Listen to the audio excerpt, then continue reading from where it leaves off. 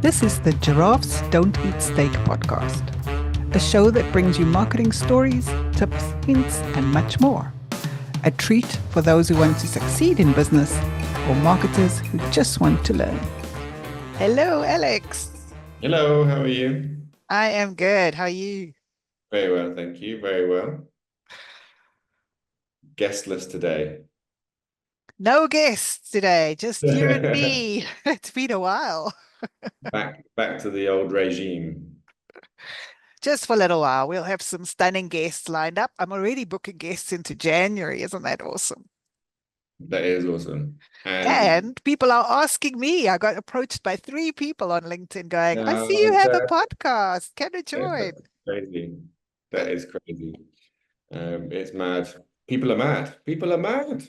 No, we have just awesome content. Why are you always knocking us?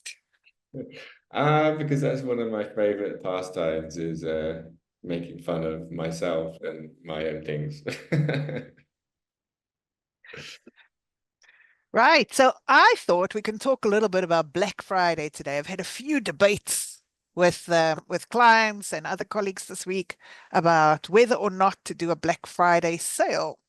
And for those of Mm, you who don't know, Black Friday is really an American thing. It's all mhm. about Thanksgiving, but as with most things, the rest of the world, we've taken it on board, and it's come in the marketing world, it's come to mean sale, right? It's really about sale, It is, right? This is like special the offer.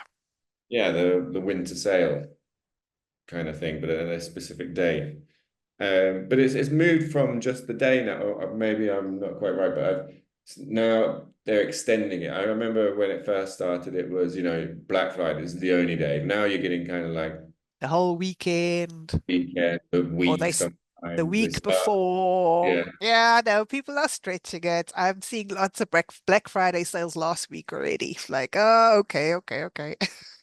yeah.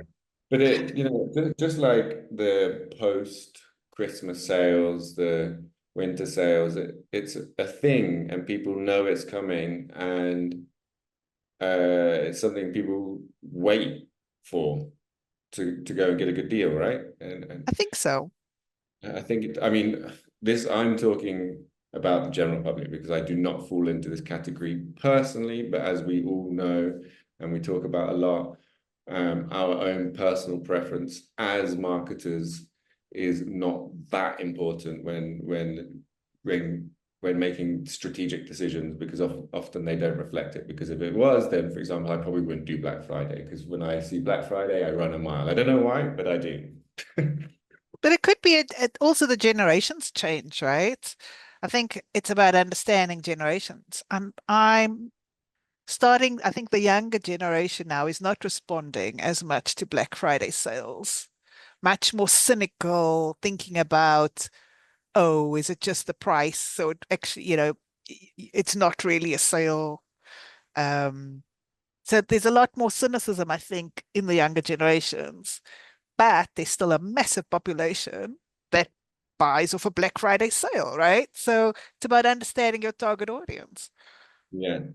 No, absolutely. It definitely, and also, no, you're absolutely right. It depends across the market, depends across the industry, depends on the audience and the timing and the product as well. I think um, there's still an element of I think some products are difficult to put under discount because of the depreciating the value of it. Yeah, agree, Uh, agree.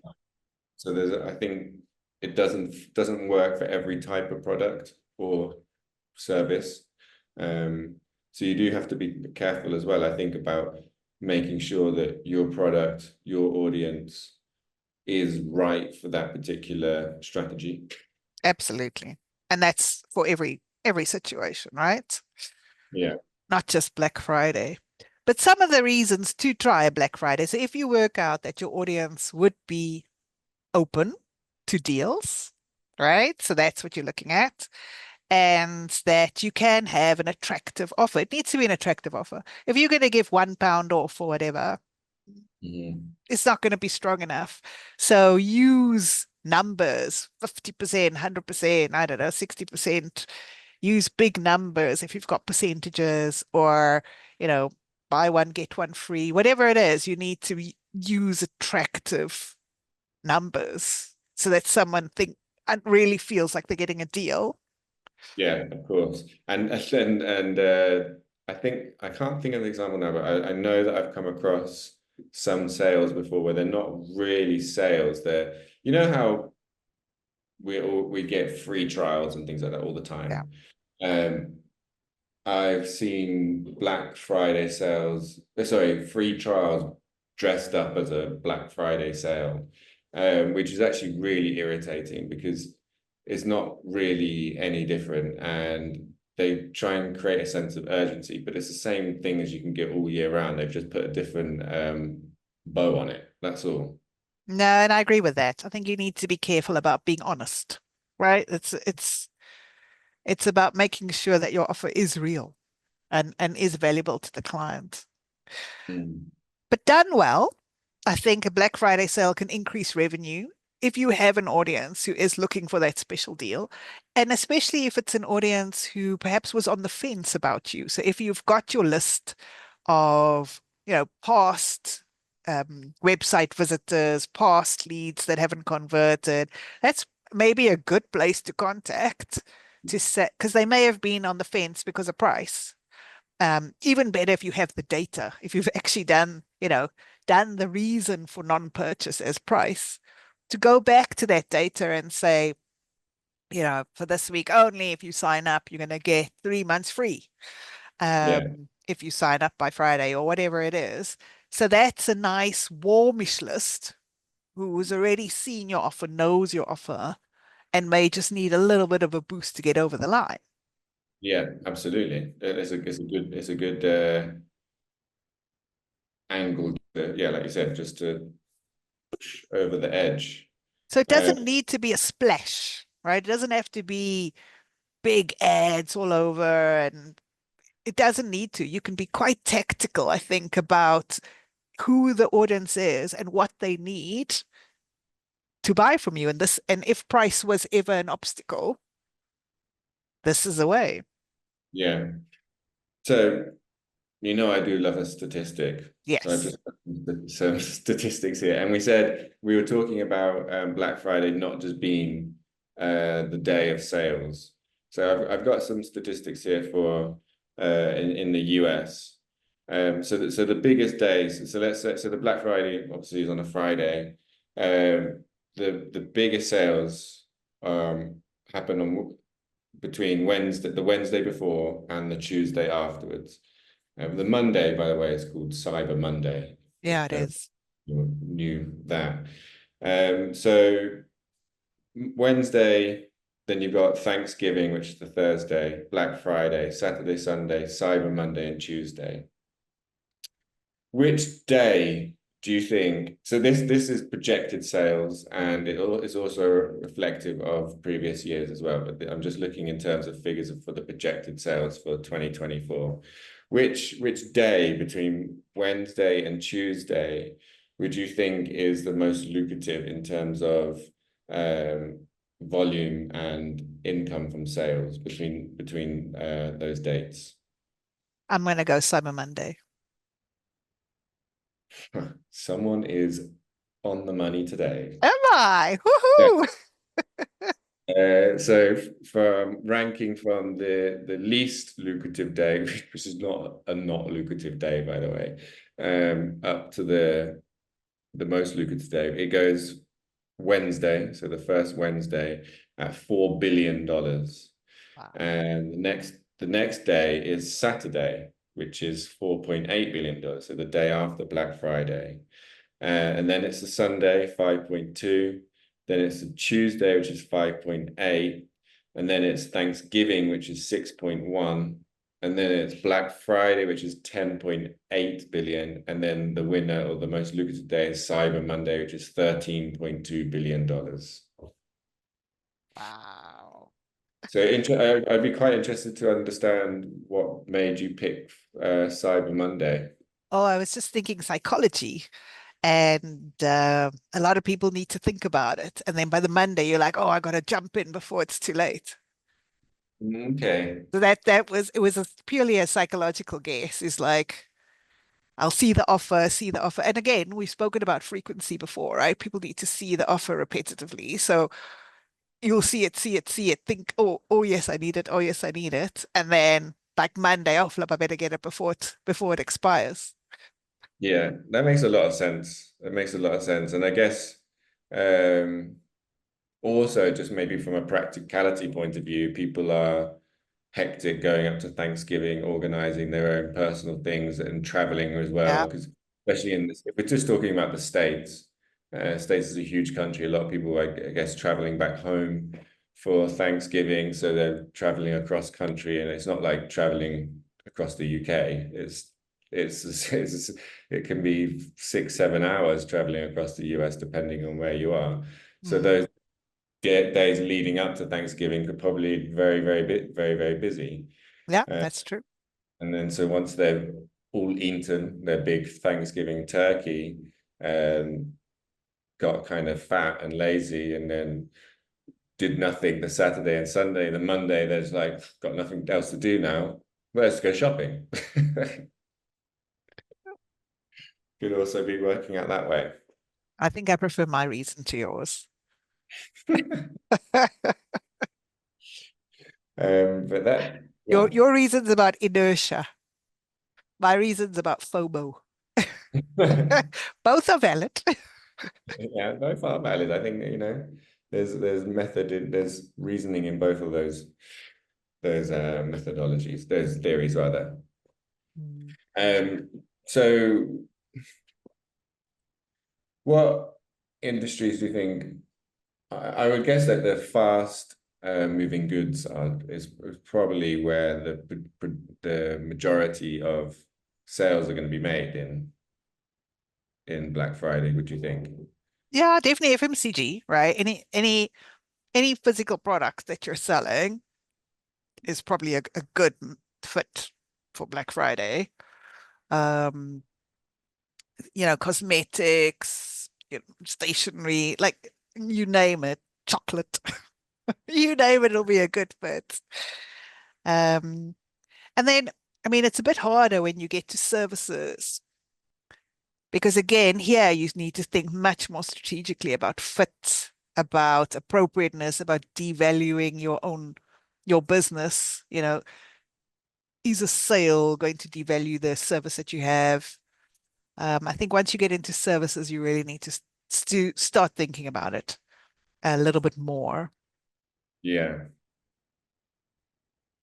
yeah, no, I agree. I mean, commodities should be a definite. Anything that's a commodity, right? Like, because your competitors are all going to be doing it. So you're basically just doing yourself out of a sale if you're not there. Yeah, yeah, I agree. And it's quite interesting that online versus offline shopping as well. I think because there's a different strategy behind the promotion of Black Friday if you're online versus online, right? Mm. So especially in this day and age, where do you put most of your focus? If you're an online store, I mean, sorry, if you have both a physical and online store, what do you think it's just kind of 50-50 that you're putting your efforts in to try and grab people into in store versus online? Or I guess it's probably more profitable to be able to try and keep people online rather than in store. I think it totally depends. If I look, for example, at Next, the retailer, they don't use Black Friday, They but do they've, not. no, I don't think so. I don't remember Black Friday. But I mean, maybe I'm wrong. I should have a look before I say that. But they have specific sale weeks, right? There's the winter sale week, summer sale week, and there's an online element, but it's also in store. So it's happening at the same time. And from a store volume perspective, the store volumes are huge, but it's also a mess. Like with the volumes come increased theft. Like it creates a whole lot of additional noise in the store. And I'm sure it's the same for anyone who's doing one of those sales in a clothing store. Um, I was I don't know, have I shared with you my very first job? I worked in Woolworths, which is the South African clothing, well, it's all encompassing store, but I worked in the lingerie department, was my first job. It's like the And South African version of Marks and Spencer's. yes, very, Yeah. very nice. But I worked in lingerie, but my job in lingerie was literally to make sure people didn't steal. I was patrolling to make sure no one stuck underwear in their pockets, right? Like that was my job. So it's a little bit like that during sales, I think, or in clothing stores, is you need a lot more attention to make sure no one's pocketing everything. I mean, nowadays there's all the clips and stuff to that beeps when you go out of the store. But again, people have found ways to remove those, right? Anyway, the Uh, reason I'm saying that is I would love to know from Next what the balance is because they do put equal effort into online versus offline, yeah. but I'm sure volume wise, they're doing a lot more online. Well, I only asked the question because obviously I've pulled up a statistic. Oh, so you know the answer. It was a trick question. So it's the the trend is kind of, I don't know, I think it's probably not what I expected. So this trend is going from 2015 to, I've only got it up until 2020. So this is participants shopping in stores. Okay, so in 2015 there was 58% people um, of Black Friday participants, so I guess purchases were made in store, 58%. The next year, it went to 56. In 2017, it went to 50%, as well as 2018. So 2017 and 2018, it was right down the middle, 50-50, online, offline. And then 2019, it went down to 46. So the trend was going down and down and down. And then obviously COVID came in 2020. And so it was 39% were doing the online shopping. Sorry, In 39% store. in-store shopping. 2021, it went back up to 43%. And then 2022, it went up to 56%. Mm. Maybe I'm not sure if it was the Freedom. Everyone was happy to be freedom, back. everyone's going back, everyone's happy to be back, and they wanted to get out on the store. But I haven't got the 2023 um 2023 numbers and the anticipated for 2024. So it'd be interesting to see how that comes out. But it's a lot closer than I thought it was, and the trend was dipping down towards COVID. And then obviously when COVID happened, it was much, much lower, and then it ramped back up again. So it'd be quite interesting to see over the next 5 years what that actually looks like. Because I think 2020 just created a bit of a Blip. blip Blip in the data. in the data. So it'd be nice to see how it unfolds in the next couple of years. I Um, suppose there's some stuff that you do want to feel and look at and see, right?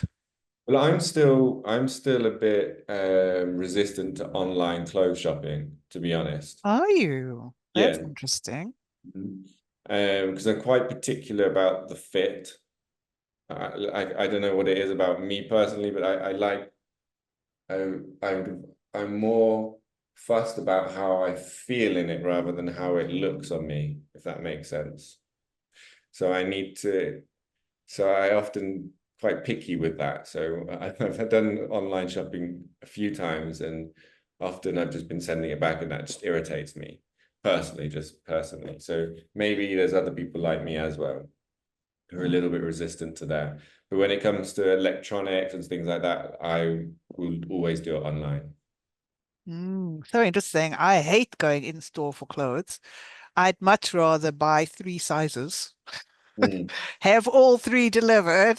But I Then actually also don't like going in store. I hate, yeah, you just don't like clothes shopping. I think that's a different problem. But I love it. I love, especially like my kids have got flat feet, so shoes is a nightmare. So this way I could buy four or five different sizes, and then they can fit it on and pick the one that works the best, and I can send the rest back. I love it. Right, it works for me. The downside is since I've done a stint in retail recently, I know that they literally just repack it and send it on, so you know other people have touched all the stuff. So there is that part of me going, you, but it's the same with it. They stick it on the shelves as well, actually. Uh, So you have no, no protection. Just always yeah, wash it first. just wash Wash it. it Yeah. before you wear it. Wash it before you wear it.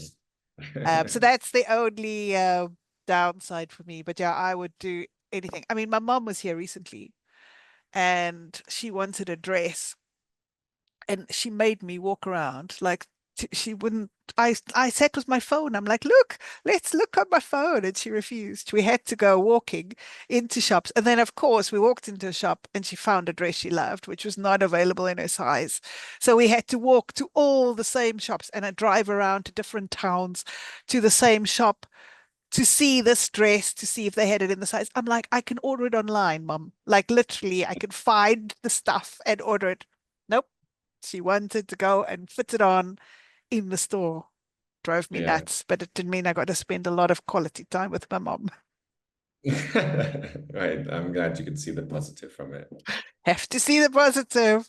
But yeah, we spent a lot of time driving to all the new looks in Oxfordshire. I can tell you where they all are to find this particular dress for my mother that she fell in love with.